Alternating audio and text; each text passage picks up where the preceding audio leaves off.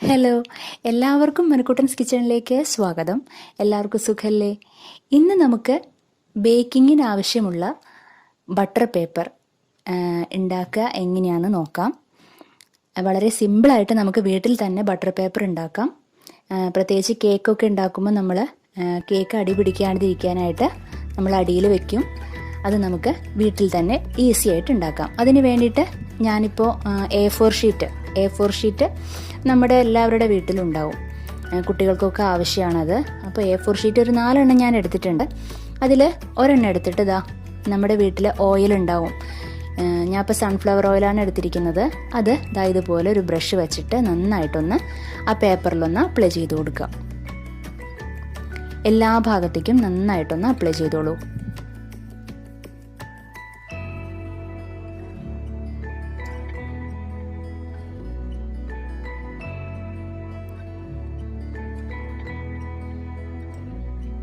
ഇതുപോലെ എല്ലാ ഭാഗത്തും നമ്മൾ ഓയിൽ അപ്ലൈ ചെയ്ത് കൊടുക്കുകയാണ്. ഇപ്പം ഇത് എല്ലാ ഭാഗത്തേക്കും ആയിട്ടുണ്ട്. ഇനി ഒരു തുണി എടുത്തിട്ട് നന്നായിട്ടൊന്ന് തുടച്ചു കൊടുക്കാം. ഇതുപോലെ നന്നായിട്ടൊന്ന് അതിൻ്റെ ആ ഓയിൽ നന്നായിട്ടൊന്ന് തുടച്ചു കൊടുക്കാം. നമുക്ക് തുണിയോ അതല്ലാന്നുണ്ടെങ്കിൽ ടിഷ്യൂ പേപ്പറോ എന്ത് വേണമെങ്കിലും നിങ്ങൾക്ക് യൂസ് ചെയ്യാം. നന്നായിട്ട് തുടച്ചിട്ടുണ്ട്. അങ്ങനെ ഞാൻ 4 എണ്ണം ഇതുപോലെ തന്നെ ചെയ്തു. എന്നിട്ടൊന്ന് ഡ്രൈ ആക്കാനായിട്ട് നമുക്ക് വെക്കാം.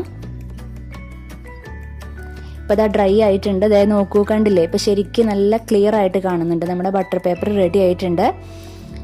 ഇത് നമുക്ക് ഇഷ്ടമുള്ള ഷേപ്പിൽ നമുക്ക് മുറിച്ചെടുക്കാം. റൗണ്ടിലോ അതല്ലാന്നുണ്ടെങ്കിൽ നമുക്ക് ഏത് ഷേപ്പിലാവണോ വേണ്ടത് അങ്ങനെ നമുക്ക് മുറിച്ചെടുക്കാം.